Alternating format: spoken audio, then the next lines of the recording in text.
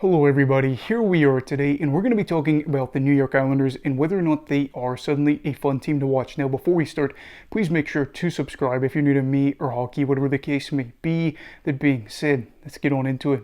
So the New York Islanders are a team that has gained a bit of a reputation in recent years as a side that will win games but maybe not do so in a pretty fashion. Now, for fans of the team, it's probably not that big of a deal because they're getting to go to the playoffs, winning multiple rounds in the playoffs, and being on the verge of a Stanley Cup final appearance.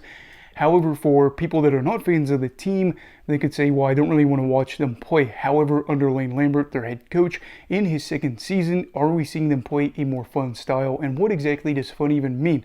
To me, I think that the fun aspect would be more things like high danger chances, slot shots, just generating a lot of shots for, having more goals is obviously going to be things we are excited for. Those dangerous chances, them getting a lot of goals and then getting quality chances down low especially are going to be those things that make you get out of your seat and say, wow, I'm really excited to watch this team play. So in terms of some of these stats, I mentioned like high danger chances for per 60, they ranked 16th in the league last season. They ranked 18th in the league for shots for per 60, and then in goals for per 60, they ranked 24th. This season, for high danger chances for per 60, they rank 16th yet again. They rank 24th for shots for per 60, and they rank 20th for goals for per 60. So looking at some of these things, you can say a lot of these numbers are fairly similar, and they're kind of in that same bunch of middling teams offensively. However, I do think that there are some things that are a little bit more exciting. Looking at them this year, they're not generating slot shots the way you'd probably like for them to do. However, at the same time, they are having a better net fronts presence this season. 5-on-5 has seen them have a lot of good opportunities here. I, at the time of doing these notes, had them at 6th in the league for high danger chances for per 60. I believe Anders Lee had the most individual high danger chances for in the league, and Brock Nelson was like 5th or 6th. Now, looking at that, Anders Lee obviously is not a guy that's benefiting a whole lot in terms of points for the individual high danger chances for. However, he is still playing less minutes than Nelson, and Nelson is having a good year. And I think another thing too that leads us to feel like they're playing a more fun style of hockey is the fact that their power play is a lot better than what it was last season. Looking at this in the 2022-23 season, they ranked 30th in the league, just about 15.77%, I think. And then this season, they currently rank, I believe, 9th in the league at times of doing these notes. Yes, 9th at 24%. So last year, there was a big stretch where this power play was so ineffective. In the playoffs, it wasn't particularly great against the Hurricanes, if I remember correctly.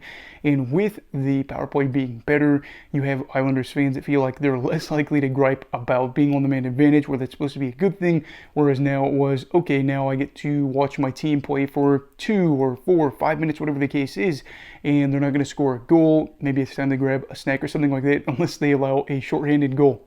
Now this is where things get a little bit interesting because All 3 Zones, which is a terrific site that you should check out if you want to pay for a subscription. I think they have a lot of great information with stuff like zone entry defense, zone entries offensively, neutral zone stats, all kinds of good stuff. They have the Islanders as a team that's not very exciting. So we see kind of a mixed thing here where 5-on-5, the Islanders are a very dangerous team. The power play is better, but in general, they are still a club that, again, when it comes to scoring a lot of goals, maybe they're not up there with the top of the bunch. And categorically, looking at some of these graphs when they measure things like rush offense and things like that, the Islanders are not a team that is going to be a barn burner where you have to say, we have to watch this game. This is going to be a clash where they end up scoring, 8 goals or something like that, and there's going to be a lot of breakaways, and we love it so much, at least from what we're seeing from All 3 Zones. However, I think that there are some reasons why the Islanders truly are still a more fun team to watch than last year. So there's a few categories where, again, I think this is the case. We've already talked about the stats and why they should feel better, but the narratives. You're looking at a guy like Matt Barzal. He is averaging over a point per game for the first time since his rookie year. He's been close to a point per game player in his career, but he's also not been able to crack that mark for a full season since his rookie campaign. So that right there is something to follow if you're an Islanders fan that's probably a big fan of Barzal and the success that he's been part of during this run. Noah Dobson, another guy that you're interested in here too, is the blue liner ranks 14th among defensemen at time of taking these notes. It was either Thursday or Friday night. And shots for defensemen over the past 3 seasons. He is coming off of a 49-point season last year and had 50 points the season prior. This year he is averaging about a point per game, and looks like he'll crush that 50-point mark yet again. As you would say, wow, we've got this guy in New York that is a defenseman that's not named Adam Fox, and maybe we should be paying more attention to the other guys as well. Bo Horvat is a name that comes to mind. Looked like one of the more risky extensions that were signed last season. They basically traded him from Vancouver, or acquired him from Vancouver. Things didn't click the way they were hoping for, but he is averaging, I believe, just over a point per game.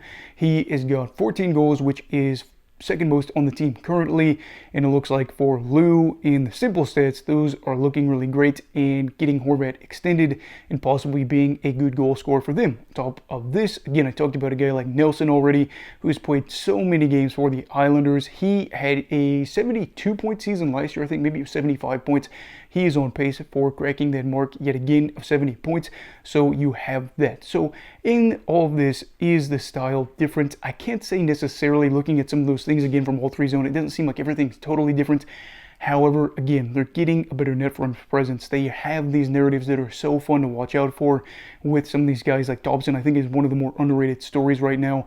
And they are just in a spot where they are better on the power play, which is huge. And at the end of the day, too, they are scoring goals at a higher rate. So more narratives that you could follow maybe than last season for the casual fan, on top of having an offense that is scoring more goals and is in a situation where they likely could make the playoffs this year.